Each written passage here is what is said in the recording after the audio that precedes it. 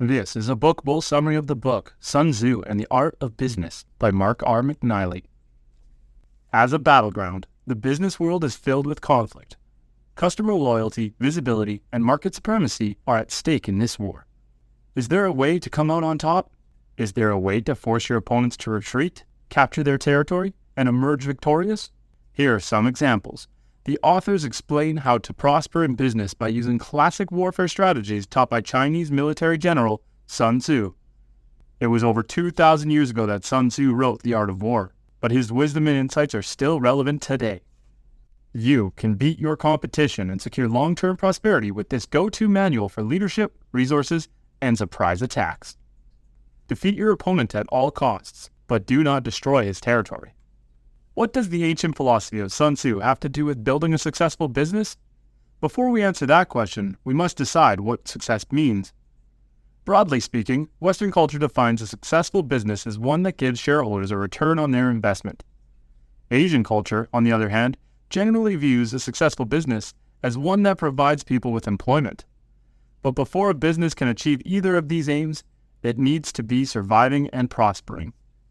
Sun Tzu's strategic principles will help you achieve your fundamental goals as a business leader. Capture your enemy's territory, but don't destroy it in the process. Sun Tzu's principle of take all under heaven means you should aim for the market dominance, but you should also avoid damaging the market you're seeking to dominate. For example, Philip Morris lost money when it dropped the price of Marlboro cigarettes by 20%. Philip Morris continued to be a major player, but it had ignored Sun Tzu's advice. The company may have been dominating the market, but it was now sick and unprofitable. Attack your enemy's weaknesses instead of their strengths. Sun Tzu says to avoid your enemy's strengths and attack their weaknesses. To win in war and business, seek the easy lowlands instead of rushing toward the difficult heights. Many businesses seek market dominance by attacking their competitors' strongest products or capabilities, often through imitation. If a competitor is known for discounted pricing or quality manufacturing, these businesses seek to provide even bigger discounts or make even higher quality products. This might seem like a promising strategy. After all, if it's worked for your competitor, why wouldn't it work for you? But consider the tale of communications company AT&T, and you'll see why attacking your enemy's strengths is a big mistake. But AT&T's attempt to branch out into the computer industry was a serious failure in judgment, and the company lost billions of dollars and thousands of employees. When you attack your competitor's strengths, you'll likely find yourself fighting an uphill battle. Instead, flow towards your enemy's weaknesses and exploit their weakest link to become a global market dominator. Conduct in-depth research into your competitors. Now that you know where your enemy's weak points are, you can target them accordingly. However, this knowledge is useless unless you know their weakest points. If you're finding this video to be enjoyable, show your support by liking it and subscribing to my channel for even more fantastic content. Your encouragement means everything to me and drives me to keep creating videos for you. When planning an attack, you need to know your enemy. According to Sun Tzu, the wise general emerges victorious because he has foreknowledge of his enemy's plans, capabilities, and even his state of mind. But you can't gain this foreknowledge by looking at what your enemy has done in the past, nor by making abstract calculations. The only way to do this is to talk to those who actually know what your enemy's situation is and to buy their products and dismantle them to gauge their manufacturing costs.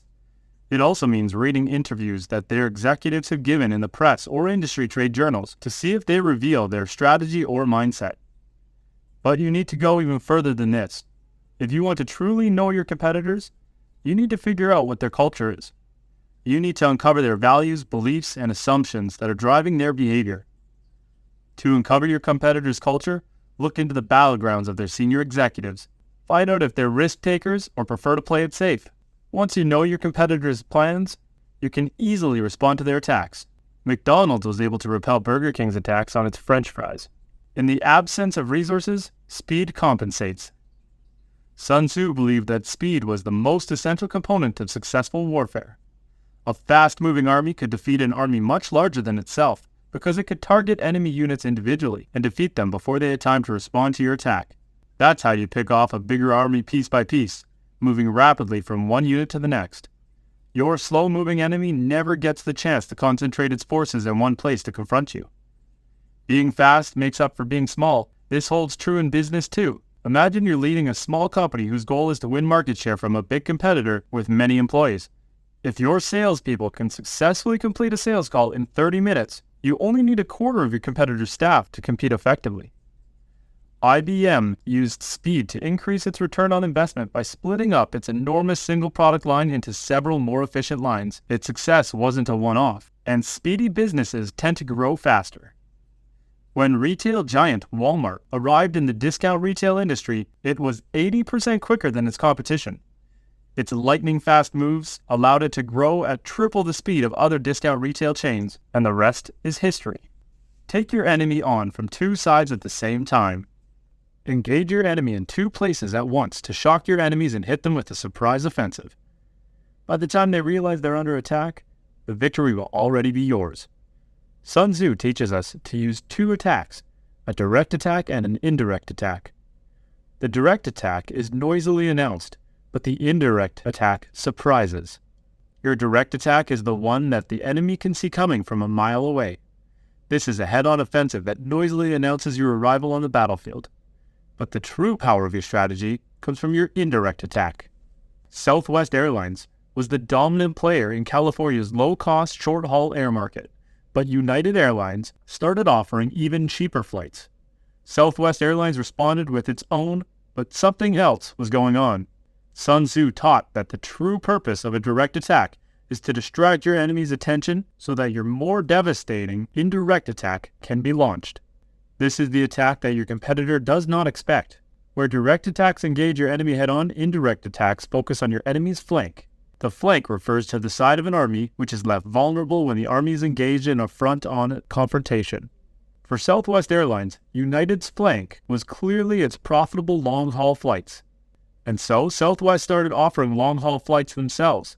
By doing so, they were eating into a totally different segment of United's customer base. United, taken by surprise, found it was suddenly fighting a war on several different fronts. It lost money across several key markets, while Southwest continued to increase its number of flights and make gains. Taking Sun Tzu's teachings to heart, Southwest Airlines used a two-pronged strategy to hit its enemy where it was least expected. Leaders should possess 5 key qualities and avoid several others.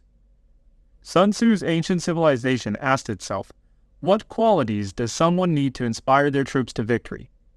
These days, the question applies to the world of business. According to Sun Tzu, good leaders have wisdom and courage, are humane, sincere, and strict, and understand their strengths and weaknesses. They treat their employees decently and have the discipline to see strategies through and make sure they're implemented successfully. Sun Tzu highlights several red flags of leadership, including recklessness, cowardice, and compassion. Reckless leaders rush into dangerous situations and cause damage. Cowardice is also to be avoided because when leaders are concerned with their own well-being over all else, they're too hesitant to exploit fleeting opportunities. Sun Tzu also listed compassion as a dangerous trait in leaders. Now, compassion in itself surely can't be derided, but if leaders are too compassionate, they're so concerned with minimizing the hardship of those they lead that they sacrifice long-term success in order to avoid pain, and success, as we've learned, is a leader's ultimate goal. We hope this video provided valuable insights and information for you.